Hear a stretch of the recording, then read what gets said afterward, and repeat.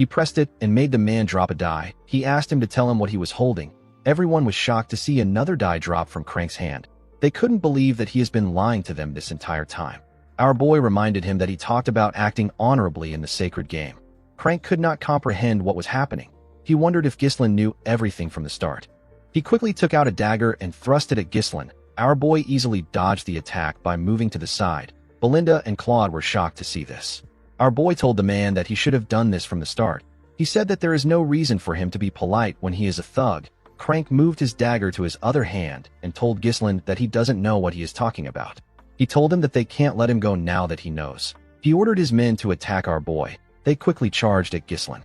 Ghislain dodged their attacks by jumping. He stepped on their shoulders and used it to push himself forward. Crank was scared to see our boy coming at him.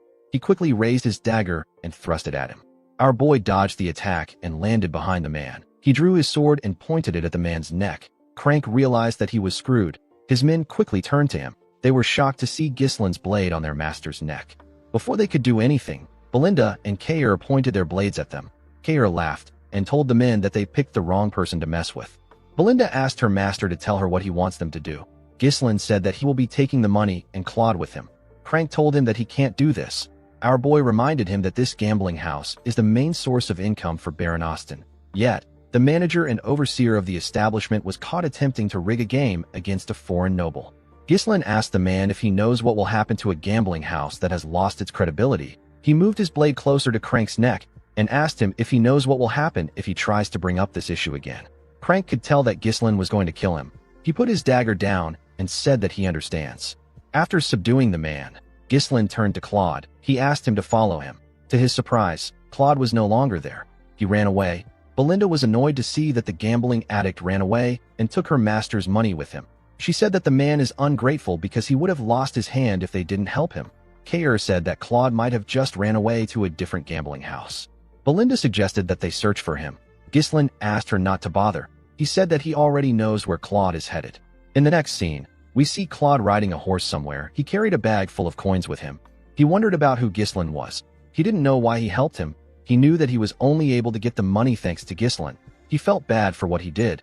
He convinced himself that he really needs the money. The scene shifts, and we are taken back 1 year into the past. We are shown a poorly built cabin in the woods. Inside the cabin, we see Claude pouring gold coins on the table. He asked a lady wearing a hood to see what he got. This lady's name is Anna. Claude told the woman that he got everything through gambling. He said that gambling isn't all luck. There is a certain winning formula. He told her that they won't have to hide anymore if he can keep making money like this. He said that they can live a normal life again. Anna asked him to stop. She begged Claude to stop. With her trembling hands, Anna told him that she is aware that her father, who is his teacher, didn't pass away because of him. The woman couldn't even look at Claude. His body was covered in bruises and his face was swollen. Claude told her that it is his fault. He said that he made his teacher a traitor because he was stupid and immature. The scene shifts and we see Anna tied up. She was being held by Crank and his subordinate. A fat man said that Anna Arceus, the daughter of Boethius Arceus, a scholar of the Syrian Royal Academy, and a traitor, will be imprisoned. Immediately he said this, he asked Crank and his subordinate to take her away. Claude struggled to get up from the ground. He called out to Anna. The fat man turned to him and asked him to bring him 2,000 gold within a year. He told Claude that Anna is supposed to die, but he will set her free if she can get the ransom.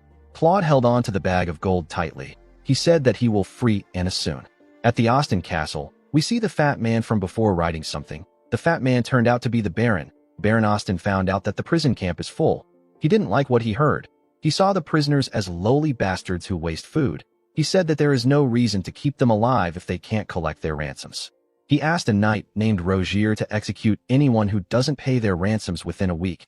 The knight accepted the order. He reminded his master that it has almost been a full year. The Baron quickly realized that the knight was talking about the traitor's daughter. He asked him if he has heard anything about Claude. Rogier said that Claude is only wasting his time at the gambling house. The Baron said that Crank is doing his job well. He had planned to make Anna a maid, but he didn't think it was wise to hire a traitor's daughter. He asked Rogier to execute the woman along with the others, and to make sure that Claude never finds out. Rogier asked his master about what they should do if Claude pays the ransom one day. The Baron asked the man to take the money and eliminate him later. He knew that no one would care about a dead gambler. He smiled and said that this can only happen if Claude is able to pay the ransom. Immediately he said this, a soldier stepped into his office. The Baron asked him about why he came to see him at this late hour. The man revealed to him that someone known as Claude is making a fuss and shouting about how he wants to pay a ransom. Baron Austin and his knight were shocked to hear this. A while later, we see Claude place the money on the Baron's table. He told him that the bag contains 2,000 coins. There were 4 soldiers in the Baron's office. Claude asked him to release Anna. Baron Austin carefully looked at the coins. He was surprised to see that the coins aren't fake. He asked Claude about where he got the money from. The man told him that he won it in a bet. The Baron ordered his men to lock Claude up. The man was shocked to hear this. Before he could do anything, the soldiers grabbed him from behind. Claude asked the Baron to tell him what is happening. He told him that he brought the money he asked for. The Baron said that the source of the money is too fishy. He told Claude that he has to confirm things from Crank. He asked him to stay in prison if he doesn't want to be executed. With an evil smile on his face, Baron Austin said that he can't believe a gambler really got the money for the ransom.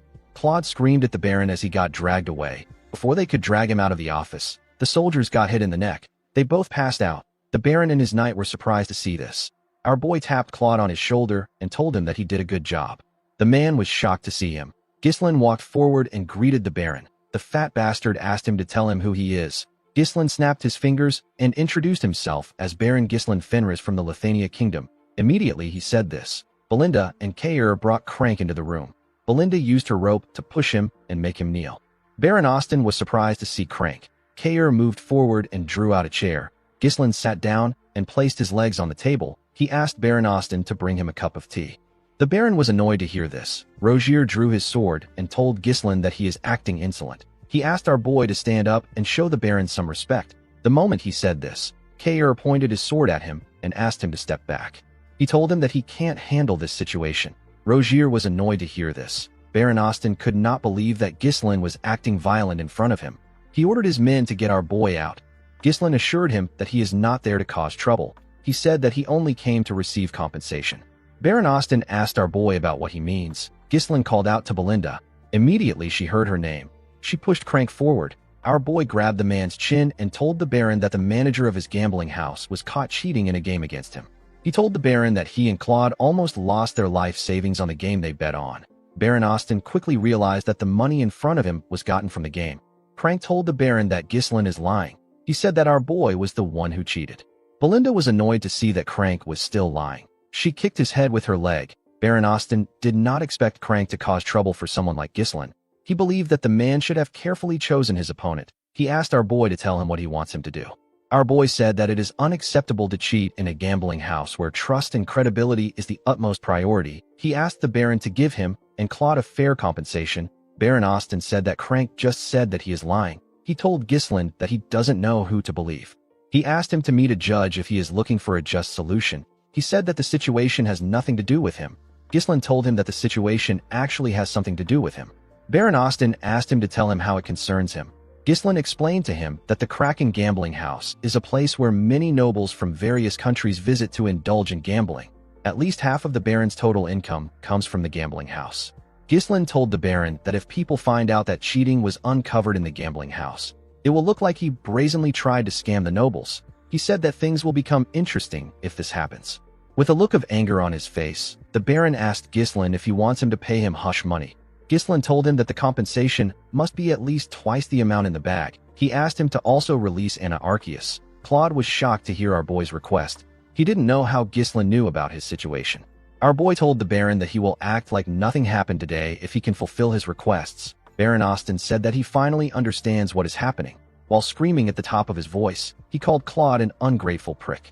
The man was surprised to hear this. The Baron told him that he gave him the chance to save a woman that is supposed to be executed, but he repays him by working with another country's noble to rob him.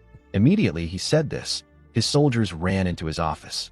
Kair asked Claude to move aside. He told him that he will only get in the way. Belinda felt offended that Baron Austin thought that they were working with Claude from the start. Ghislain asked her to give him a dagger. Baron Austin told our boy that no one will hear about anything if he kills them there. He ordered his men to take out the group. Immediately he gave the order. Rogier swung his sword at Ghislain. Before his blade could reach our boy, he used his leg to kick the bag of gold. The bag hit the knight's head and made him lose balance. Ghislain took out the dagger and charged at the Baron. He stabbed his hand and pressed it into the table. Baron Austin screamed out in pain. His men couldn't reach him because Belinda and Kair were holding them back. With a cold gaze in his eyes, Ghislain asked Belinda and Kair to not kill the soldiers. They accepted his order and charged at the soldiers. Kair used his sword to block his opponent's attack. He then gave him a punch that knocked him out. Belinda took out some thin and light strings. She used it to block her opponent's sword. She gave the man a bone-crushing kick in his neck. Ghislain got on the table and blocked one of the soldiers' attack with his sword. He pushed the man back with his sword. The moment he did this, Rogier charged at him. He swung his sword at him from behind. Our boy easily turned around and blocked the man's attack. He used his sword hilt to hit Rogier in his neck. His attack went through the knight's helmet. Claude watched the group as they fought. He didn't understand what was happening. He couldn't comprehend why they were going this far for someone they didn't know. Immediately he thought of this. He remembered our boy telling him that he is someone he needs. Claude didn't want to believe this. Life had already taught him that there is no such thing as kindness without a reason. Ghislain and his subordinates took out the entire unit. While crying, Baron Austin called our boy a scoundrel. He couldn't accept the fact that Ghislain wounded a noble. Our boy took out the dagger. He told the Baron that he will be taking the money and Anna. Before he could say anything else, Claude grabbed his clothes. The man decided to accept Ghislain's kindness. He believed that it was better for him to accept it now and regret it later. With a confident look on his face, he told the Baron that he can come to the Fenris territory of the Lithuania kingdom if he has a problem with them. He told him that he will treat him like a guest. The next day, we see Kair and Belinda riding their horses in front of Ghislain's wagon. Claude sat with our boy. Ghislain asked him if he is certain that he doesn't want to live with Anna. Claude said that Anna will find it more comfortable to stay in her homeland without the person who caused her father's death. He looked up and said that he didn't even save the girl by himself. Ghislain smiled when he heard what he said. He told himself that he has now repaid his debt to his friend. It was a debt that he owed him when he was obsessed with revenge. He recalled how he held Claude's